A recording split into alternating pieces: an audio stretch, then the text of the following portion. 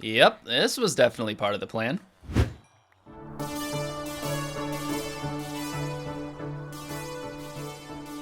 Hey there, how's it going? Welcome back to the Let's Play world. I'm recording this pretty much right after finishing the last one, and man, I gotta say, that was a crazy episode. I built all of the core structures for my Dwarven Tunnel project, a massive underground kelp farm, an area to make the drops into dried kelp blocks, I call it the Kelp Hub, and the Dragon Forge, a new interface for my super smelter that will light up when it's in use. All that was so much work, and the crazier part is I'm not even done yet. Like I said, I've only got the core structures in place. There's still a bunch of work ahead of me to connect everything up, add exits to the surface, and so on. But that doesn't concern me right now. Oh no, we've got priorities, baby. Today, we've got a one-on-one date with the Bedrock project. So what are we waiting for? Let's get this thing done. Here I go. I'm doing it. I'm doing it. Almost there and done. Okay, so here's the thing, we're not doing this today. I know, that was the plan, but I overlooked an elephant in the room. One big, fat elephant. So I don't tend to waste things, and I've pretty much saved every single block I've mined down here to clear this area all out. All the ores, obsidian, diorite, andesite, and oh, all the granite's gone. That's weird, I wonder where it all went. Dirt, gravel, and of course, stone. All of these chests are full of stone, and this whole storage will need to go for us to properly finish the Bedrock project. Now, I was tempted to just move it all somewhere else and worry about it later, but I've got 200 double chests here. That'll actually take a while to move, and doing it twice would just be a huge waste. So instead, the objective of today's video will be to figure out a permanent place to put all this stuff and what I'm gonna do with it. I'm sorry, did I say this stuff? I misspoke. I meant this stuff too, and this stuff, and this stuff. I told you I don't waste things, and I kept all the blocks I mined out for the Kelp Farm, Kelp Hub, and Dragon Forge. We are looking at an additional 221 double chests of items that need to be sorted and moved. That's a grand total of 421 double chests. Ooh, so close, no cigar. Still though, that's a lot of chests. I can already feel my hand cramping up from all the double clicking that I'm gonna have to do. I just wish there was a better option out there. Introducing the Item Scroller mod. Gone are the days of double shift clicking items out of your chests. Now you can instantly transfer items with the simple flick of your scroll wheel. Hold Alt to transfer all the blocks at once. It's easy. Ask your doctor if Item Scroller is right for you. Do not use Item Scroller if you're prone to sorting a reasonable amount of items or have a history of enjoying life just a little less. Item Scroller is not responsible for any loss of respect for vanilla double clicking. Link in the description. All right, let's start off with the low-hanging fruit here. I've collected a ton of ore throughout the excavation for this project, and what we're looking at is essentially the final tally. I've got 2.5 double chests of iron, 3.5 double chests of coal, 3 double chests of redstone, and finally, here are all the goodies. Not too shabby, huh? These items are pretty easy to take care of. I'll just take them to my ore storage. This used to be my ore storage, but the whole mine shaft thing I had going on here is not gonna work out. So instead, they'll go into some of my empty bulk storage units. Here we go, all set up. The redstone lamps here represent the fill level. Each lamp is a double chest. These ores fit perfectly in here, so now all the units are filled except this one here. I'm sure I'll come up with something. I don't need quite that level of storage for the goodie items, so they'll just move to my, open quote, mini bulk storage, end quote. But don't think I forgot, I've also got all the other chests too. My process here is to just go through one chest at a time, take everything out that I'm looking for, and throw it into the shulker boxes. Hey, I just found a mending pick in here. I must have thrown this in by accident, and I bet I just figured I broke it and grabbed a new one. I'm really starting to get why redstone YouTubers love their big item sorters. All this would just get done automatically, but not today. Oh no, today I'm the item sorter. Okay, all done with the ores, and this is the final tally. 6 double chests of coal, 4 double chests of iron, and 3 double chests of redstone. And over here, we got the emeralds, lapis, gold, and diamonds. So good and tasty. Next up, let's do the dirt and gravel. My bulk storage units for both these guys started overflowing, so I sent the rest to my open quote, turbo bulk storage, end quote. Same idea basically, I'll switch on a redstone lamp every time a column is full. Nice. Things are gonna start getting tricky now because next up is the diorite. The bulk storage unit is already full, and I don't have any room over here either. The whole left side is loaded with stone. A lot of this came from the Bedrock project too, I think. Anyways, I'd like to make some room here for diorite and andesite as well, but I'll need to clear a lot of this stone out first. And that brings us to the main issue, the whole reason why this is gonna be its own episode, because I have too much stone, and I'm well beyond the point of storing it all away, so I need a solution. Now, a normal person would probably just delete most of it in lava or break the chest and let it despawn. A normal person would do that. Me, I have a better idea. Mason villagers offer stone trades for emeralds. So theoretically, if I can create a gigantic mason villager setup, then I can mass trade all of my excess stone into cold, hard emeralds. Now, I don't know how much stone I've got in total right now, but if I count just the bedrock project alone, there are 150 double chests completely full. That's over 500,000 stone, and at 20 stone per emerald, that will come out to 26,000 emeralds. To visualize it better, that's 45 stacks of emerald blocks. And remember, that's only from down here. We still have all the stone here, here, and here, so I can easily see that doubling or even tripling. Let's get to work designing this thing. Okay, youtube.com/ilmango. Okay. Villagers.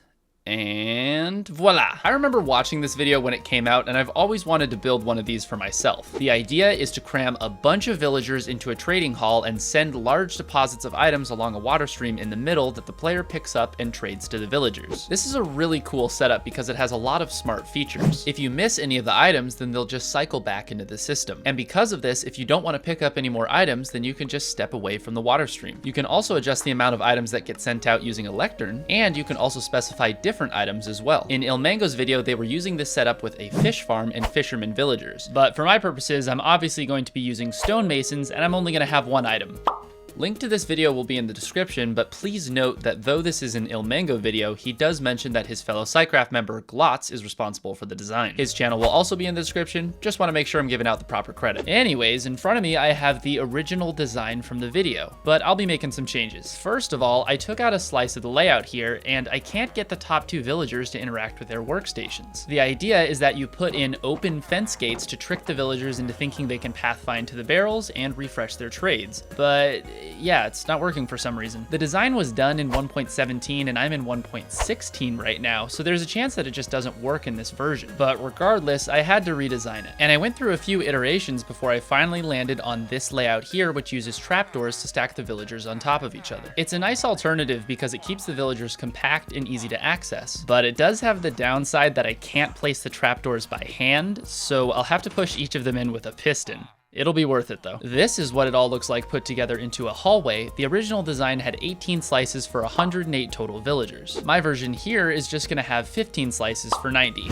I know, right? Just 90 villagers. Okay, next up, I'm obviously not storing multiple types of items, so I only need one bulk storage unit for the stone. If we take a look at one of these units, there are indicator lights on the outside to show how full it is, but I'm not really a fan of this layout because it's kind of difficult to see them. So I redesigned this one too and inverted the layout so that the lamps are now on the inside, and it makes a nice hallway that can lead to an input chest. Obviously, I'm gonna need a place to put all of my stone into the system, and I figured the best setup would be to bring it over in shulker boxes, throw them in this chest, and let an unloader system pull the blocks out and send them into the bulk storage. Easier said than done though, because for a setup this large, I want a shulker box unloader that will work incredibly fast, so the average designs that you find out there just won't cut it. Luckily for us, Cubic Meter is anything but average. He's an incredibly talented technical Minecrafter and came up with an insane 32 times hopper speed shulker box unloader. It's in his video about a dolphin-based storage system, which by the way is also a really cool concept. Check it out if you're interested, links down below, and I'll also include a timestamp for the section that covers the shulker unloader. I built one for myself right here, and this thing is an absolute beast. If I put a shulker box into the input chest at the top, then it gets spat out right here, and yeah, the system just starts extracting items like crazy. I mean, look at this thing. Needless to say, I've got that part covered now. So there you go. I've got all three components figured out for this project: a 32 times hopper speed shulker box unloader, a bulk storage setup for stone, and a high density villager trading hall. The next step is to put these components together and figure out the aesthetics. But I'm gonna pump the brakes real quick. How about I first figure out where I'm gonna be building this thing? So because I'm gonna have almost 100 villagers crammed together, I wanna build this away from my base to avoid the lag. I've already explored off in the west direction from my base. This is where my squid farm is located,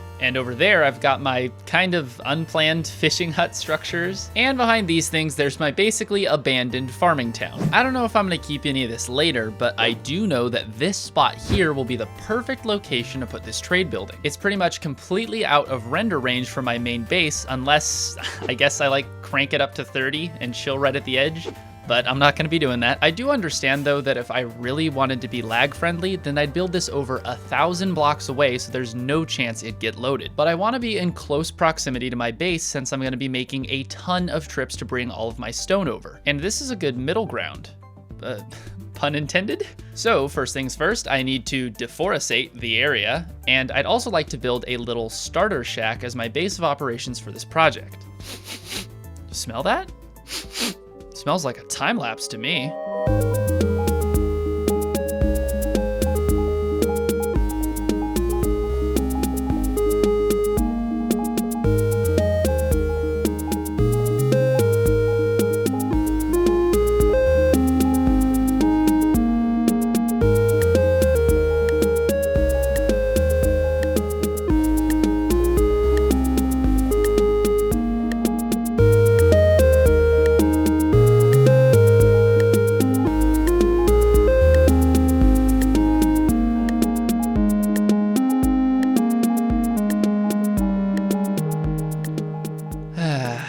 Rather cozy in here, isn't it? I've got all the fixins made up for myself. A bed, crafting, storage. It wouldn't be a proper build without a hidden ender chest, and a jukebox. I love my tunes. Doing a little starter shack like this is nice because it gives me a permanent place for all the stuff that otherwise would have just sat in an ugly pile somewhere. Plus, it's also an easy way to kick this project off. So what are we gonna be doing here exactly? Yeah, you'd like to know, wouldn't you? Well, for starters, let's talk about my squid farm. Squids only spawn in rivers, so I had drained all of the surrounding river water around here, which focuses all of the squid spawns to the farm. And it was worth it. The rates are fantastic. But if I start terraforming and happen to add water back into those river biomes, then the rates will start to go down, and I'd obviously like to avoid that. So the simplest solution is to just use a terraforming theme that doesn't involve any water. I'm already in a plains biome, so the natural choice would be to do some sort of barren, drought-filled grassland, and that's when it hit me. I'm gonna build Westfall. As you might know, I kind of like recreating things from World of Warcraft. The game is full of inspiring architecture and immersive environments that I think translate really well into Minecraft. My accomplishments thus far have focused mainly on its architectural marvels, iconic structures such as the Dark Portal and Naxxramas. That's not the kind of thing that we're gonna be dealing with today. Westfall isn't really awe-inspiring. In fact, it's quite bleak. The whole zone suffers from drought, and most of the structures are just abandoned farmhouses and decrepit homes. But the atmosphere that this all creates is really inspiring. So much so that it can lead Minecraft YouTubers to make entire videos about building it instead of staying on task and getting their bedrock project done. Okay, let's keep moving here. I'm gonna need to get some villagers over here and start breeding them. Oh, would you look at that? There totally wasn't a village here long ago before I decided to pillage and level it to the ground and then leave the few survivors captive in a glass cage to wait hopelessly for the day that they could once again be free. Well, guess what? Today's not that day. Welcome to your glass cage, part 2. Now breed for me. Wait, no. This setup produces 2 baby villagers per Minecraft day, and I'm gonna need 90 of them. So how about I make 2 more and speed it up to 6 a day? Much better. Designed by Logical Geek Boy, link in the description. But even then, I'll still need to let these puppies run for a couple of hours. So far, these things have been running for an hour and a half, and there are about 15 in each, so 45 total. That means if I give it another hour and a half, I should be pretty close. And I really prefer not to AFK in this world if I can help it, so I'm gonna go work on some terraforming while I wait. Westfall is a mostly flat zone with gentle rolling hills. And like I said, since I'm already in a plains biome, it's pretty close to that point as is. The big thing was the dried up river in the middle that needed to be covered up. Besides that though, the rest of my attention was focused on just setting up the terrain for building and smoothing some things out. I like terraforming. It's very therapeutic. You can kind of just switch off your brain and let your instincts tell you what to do. Unfortunately for me though, I did have to turn my brain back on for a little bit because it seemed like the breeders stopped working if they got too full. So my solution was to build a large container out of range of the breeders and send all the adults over there. Worked like a charm. And just like that, the old brain was switched off once again, and I continued to smooth things out. The final product should be mostly flat, but I'm keeping a bit of elevation in there. Builder's tip, whether you're doing terrain or an interior for a structure, a few steps of elevation can really elevate the quality of your build. Pun intended. Okay, so it's been a lot longer than an hour and a half, and I've actually got too many villagers now. All 90 are ready to go in this chamber here, but I think there's another 15 or so back in the breeders. So I could do something about them, but I think I'll leave them for now. I've got a feeling I might need extra in case things go south later. So, okay, at this point, I'm all ready to go. I've been hard at work designing these buildings, and yes, I said buildings because there are going to be 2 of them. Originally, it was just going to be 1, but Westfall doesn't really have any structures big enough to fit everything inside. So instead, there's going to be 2 buildings, a blacksmith to house the villagers and a barn for the bulk stone storage. The area that I'm pulling these from is a town called Moonbrook, and I mention that only because this idea has progressed to the point where I'm essentially going to be rebuilding the whole town. That means I'm not only going to recreate each building, but I'm also going to make sure the layout is the same as well. My starter shack here is the anchor point. It represents one of the small homes at the edge of town, and from there the blacksmith sits just to the right of it, and the barn sits just to the right of that. And if we take a look in game, that's going to go in just about perfectly. Just about. I'm a little bit close to this hill, so I am gonna have to get a beacon going and dig some of it out before I start building. But I doubt that'll take much time, and like I said, I'm ready to go. The designs are done, I've gathered all the materials, and I've got more than enough villagers, so let's get to work.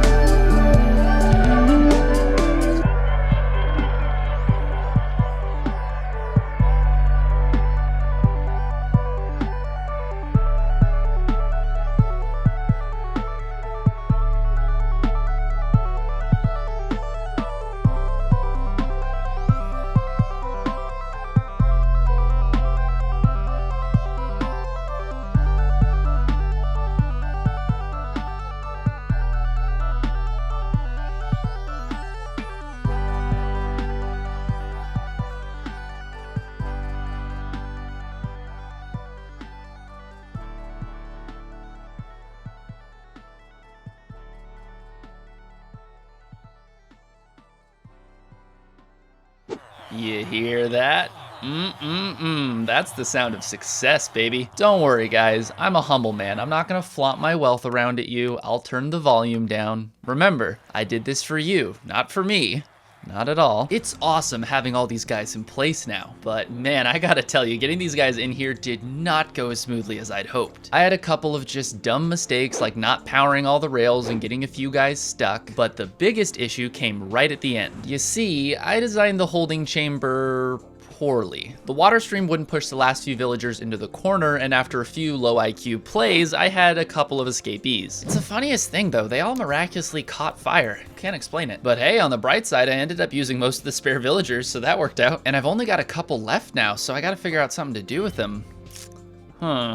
I'm sure I'll think of something later. In the meantime, let's get this trading hall set up. So initially, I traded with each of these guys once to lock them into their profession. But now I need to do a bunch more trading to get them all to apprentice and unlock the stone trade. I'll need 9 emeralds per villager, and at 90 villagers, that's over 12 stacks of emeralds. Ugh. Not to worry though. I've got some shulker boxes of stone here, and what I can do is unlock a few stone trades at a time, trade my stone to get some emeralds back, unlock a few more trades, and rinse repeat. Man, this is a great way to get XP and repair your tools. I'm also getting a ton of brick too. Okay, all done, and I made it from level 9 all the way to level 61. This is crazy. And on top of that, all my gear is fully repaired, and the final tally for brick is over a full shulker box of blocks. And that was just to set up the trades. I can only imagine how crazy this is gonna get later. Anyways, next up, we gotta fill the storage system. These buildings are cool. I love how they turned out. So as I walk into the barn here, I'm greeted with 96 redstone lamps, each one indicating a double chest. But if you consider all the hoppers and droppers as well, then in total, I've got about 110 double chests worth of storage in here. Wait, it doesn't even hold enough for the Bedrock Project chests. No, that's actually fine. Part of my intention with this setup is to use it in the future when I do more speed mining. And I doubt that I'll need more than this for an average haul, or at least I'm never gonna let it build up this badly again. Anyways, a couple of lamps are on already. I was testing it earlier, but let's put it to the real test. I've got a full inventory of stone-filled shulker boxes. The input chest is here at the bottom. Let's throw them in. The shulker boxes are now getting sent down to a dropper hooked to a hopper clock that will send one out about every minute. The hopper clock wasn't part of the original design, but I had to add it to solve a problem that I discovered in testing. TLDR, the shulker unloader works a little too well. In fact, it works so fast that the hoppers for the bulk storage will overflow pretty quickly if I just let it run continuously. So the hopper clock is essentially a suppressor for the system, which slows the rate that the shulker boxes are unloaded by only giving the unloader a box every minute. I know, I'm bummed about it too. The slow speed of hoppers is such a limiting factor for redstone. If hoppers worked as fast as hopper minecarts, then this would be a completely different game. But alas, they aren't, and in hindsight, it probably would have been easier to just use a slower and less complicated unloading system. But you know what? I don't really mind. Cubic Meter's design is super cool, and I'm glad that it's in my world. Anyways, I'm gonna let this thing run for a while, and as it does, the unloaded stone will flow down into the bulk storage system, and redstone lamps will switch on to indicate the fill levels. And every time a shulker box is finished unloading, the system will send it back down to me in the empty shulker's chest. Again, the system unloads a shulker every minute, so that makes it easy. If I put in 27 shulker boxes, then 27 minutes later, the system will finish. Later. And here we are, 27 minutes later. If I open up this chest, yep, all my shulkers have been nicely returned. Quite a few of the lamps are on now, but they only light up when a chest has items, not when it's full. Remember, so far I've only put in about 15 double chests worth of stone, and this thing can hold up to about 110. So I'll have to do that another 6 times, give or take, to get this thing fully stocked. And then overall, I'm probably gonna be restocking this thing about 2 or 3 times. But anyways, before I test this whole thing out, I wanna talk a little bit about the buildings themselves. Like I said earlier, they're based directly on the blacksmith and barn from Moonbrook. I designed them to tightly fit around their innards, partly because I wanted to keep things in scale, but also because I think builds are a lot cooler if they're only as big as they have to be. Naxxramas, for example, was designed to barely fit an Iron Titan inside of it, so it looks cool, but it also has the extra wow factor of being a tightly fit farm. Pun intended. Anyways, this barn here is I think my best work so far because I managed to squeeze the shulker unloading system into the actual silo. I could have easily just put it underground, and that would have been so much simpler to design and a lot easier to build, but I couldn't help myself. The unloader was just about the perfect size for the silo, and that was enough for me to take the bait. The problem that I quickly discovered though was that there wasn't any room to fit the water streams going up and down. TLDR, many tedious hours and a couple of apoplectic episodes later, I did finally manage to get it to work. It's quite elegant. Probably not worth the time that it took me, but it exists now. Again, I think this makes the build a lot cooler because the silo isn't just an aesthetic piece anymore, it's also the shulker unloader. But don't let all that overshadow the awesomeness of the blacksmith, because it too was also a tight squeeze to get all of these villagers in here. In fact, it's actually the reason I scaled it down from 108 to 90. The interface in the back sits inside the Blackstone Forge, and all the redstone and water streams are hooked to the barn underground. And don't even get me started on all the detail work I've put into these buildings. We'd be here for hours. I put so much work into at designing these buildings as accurately to the originals as possible. And there are so many things I could talk about, like the material choice, texturing, details I wanted to get just a certain way, and so on. I could easily make a whole video just talking about all that. Actually, let me know if something like that sounds interesting. But anyways, if I had to mention just one thing, it would be that I used blackstone as the forge material, which is quite a bit darker than the original. But it was the best option that wasn't just more stone and andesite, which would have looked too plain. See? I mixed in some basalt to lighten it up and add some texture, which helps, but it is still pretty dark. Overall though, I'm happy with it because I think it works in its own way. The acacia and brick really pop with the contrast to the blackstone, and I think that gives it a really vibrant look. I just noticed that I'm actually missing a few trapdoors. Don't know how I made that mistake, but let's fix that real quick. 1, 2, and 3. Okay, much better. Quick sidebar. Yes, I know copper would have been perfect here, but I don't have access to that yet. If you don't know why, then just check out the link in the description. Oh yeah, also, if you'd be able to just pop that sub button too while you're down there, that'd be great, thanks. Okay, let's test this thing out. All I've got to do is flip this lever over here, and that will request stone from the bulk storage. It'll spit them into an item stream, which will make its way over and start flowing through the trade hall. So now all I have to do is sit against the trapdoors, and I can trade.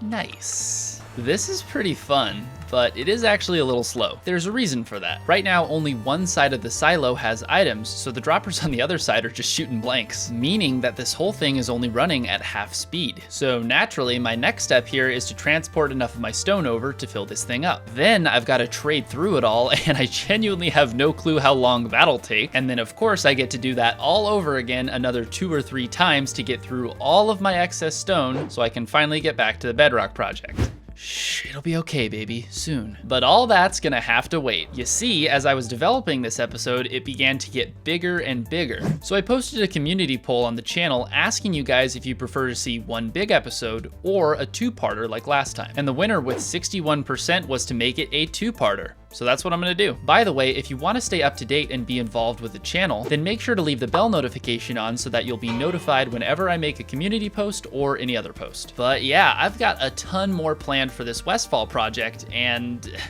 there's actually a lot of work ahead of me. So I'm gonna go ahead and get started with part 2, and in the meantime, if you wouldn't mind liking the video, I would like that a lot. Pun intended.